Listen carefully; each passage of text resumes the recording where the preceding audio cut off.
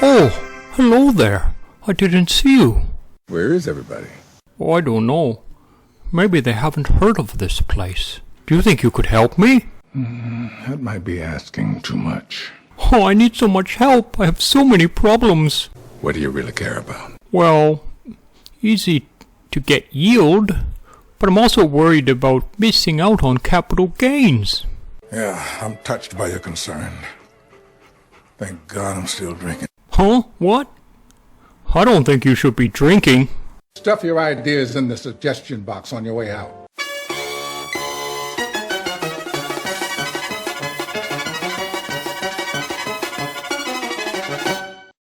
Hello and welcome to Caesar's Snack Sandwich. Today we're on Ethereum taking a look at mStable. So I've seen mStable around quite a bit, like on Curve, we have mUSD here. And on Yearn Finance, I've seen mStable tokens here. Here's the Curve LP token in a Volt.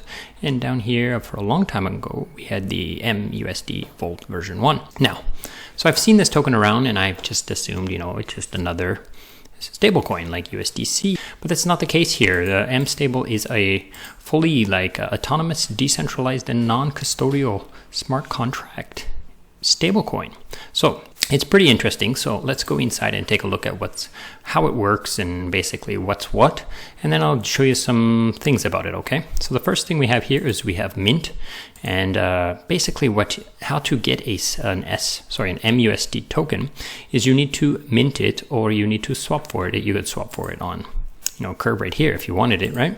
But what it is, how to mint one is you need to put an amount of one of these tokens, or you could put all four. You could put 2 or 3, or depending on how much you have. Like right now I have in this wallet $19 and $5. So I could put these 2 tokens in here up to max, right? So I could put 19 here, and I could put 5 here, or whatever, right? I would have to approve this token, but since I haven't approved it. So I could put $19 in here, and it would just mint me an mUSD token. Now, there's some more interesting things about it, like the baskets here. So it's a stablecoin backed by a basket of other stablecoins. So these stablecoins happen to be TUSD, Synthetic USD, USDC, and USDT. So it's interesting that there's no DAI, but I'm not sure why, but there is no DAI. So you choose one of these, or you choose all 4 or whatever, and you stick them in there, right? Now there is some caveats, like as you can see here, it has a max weight of 55%. So this pool can never have more than 55%. So it's kind of locked right now at full, right? It's filled right up. Well, pretty close to 54.99. So you couldn't put any more USDT into this pool. So I wouldn't even be able to add this $5 USDT because it would take it above the, possibly, depends on how much. It's quite a bit, so I'd have to do the math, but you get the point. You can't send this past 55%, and it has a minimum of 0. So you can have, like it says here, 0, there are 0 synthetic USDs in this pool. So it goes for both ways as minting and redeeming. If you have SUSD, or if you have mUSD tokens and you want to pull back to some of these, and for some reason you don't want to swap on Curve for one of those tokens, then you can redeem, right? But you wouldn't be able to redeem for anything other than USDT right now because the pool is so saturated with USDT. You would have to take some USDT, because if you took out just TUSD, then this USDT would go above 55% and it wouldn't work. So it would stop you from doing that. So just keep in mind there's a max. So currently right now it's locked at, you can't add any more USDT, and if you want to redeem, you're going to have to pull out USDT. But you could come with these other tokens and just stick them in here, right? You could also, if you had USDT, you could just you could even swap here or swap on Curve and then bring that other token and stick it in here. Okay, if you wanted to mint for sure. So that's minting. That's how you get your mUSD token, and it's pegged to the dollar and it's backed by other pegged stablecoins. So that pretty much covers what the token is and how it works and how to make it, right? So the next thing they have in here is called Save. So this is pretty interesting. The current APY on Save is 27%.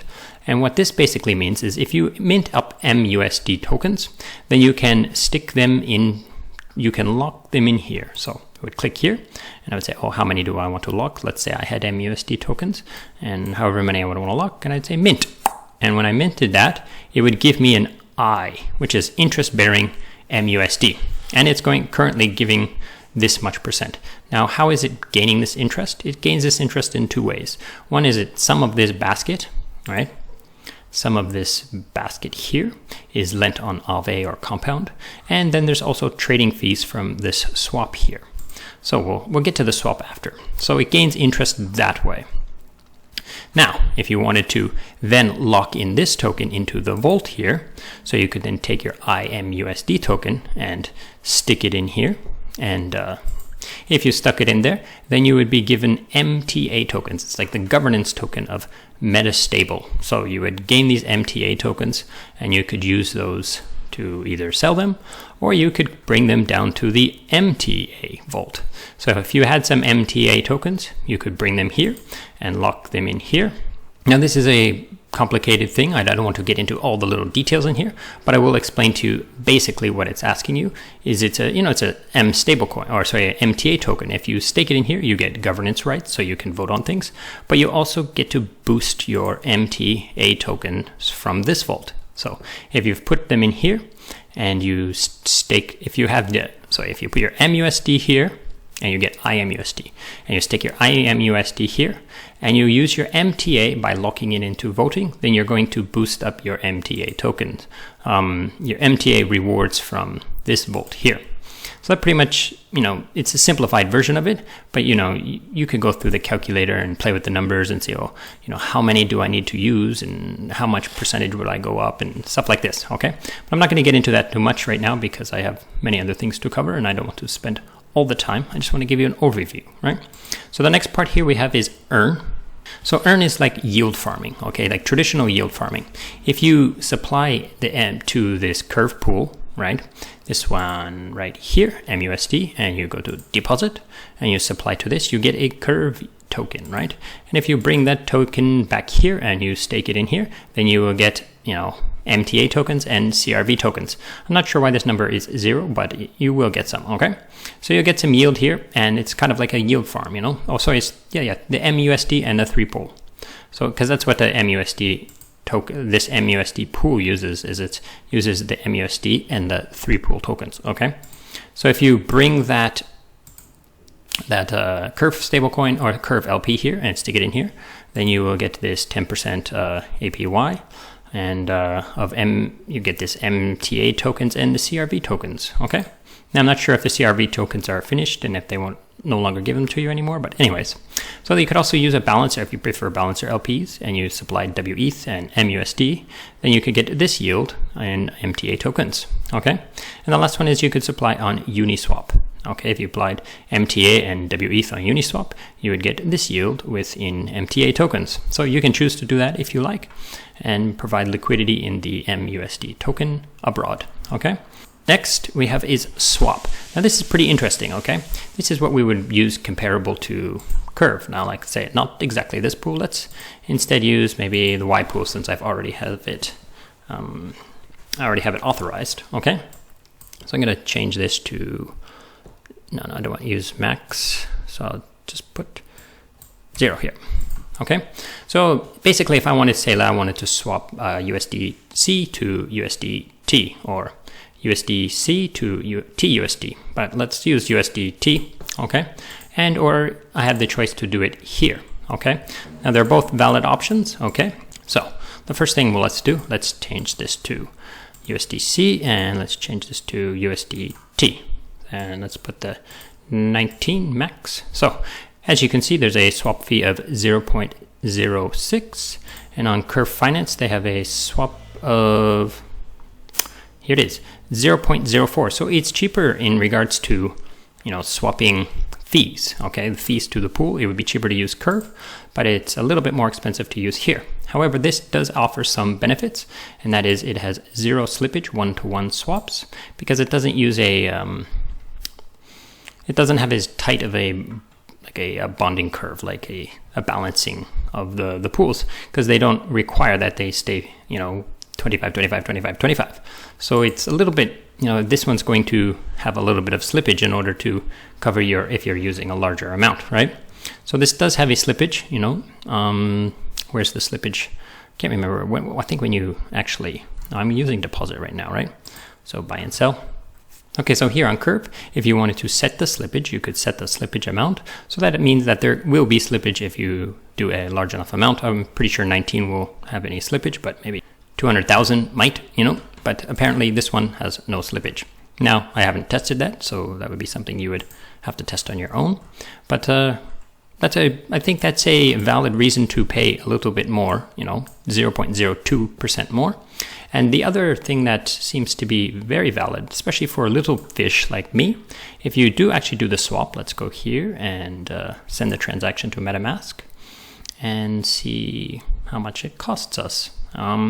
Let's edit the gas just to keep it stable. Let's put 100 for our gas. Here is our cost is about 46.62. Now, of course, this will be different when it actually mints or when it actually confirms, but it's estimated around $43 to make this swap. Now, obviously, I'm not going to do this, but you get the idea, right? About $43 to make this swap in on mStable.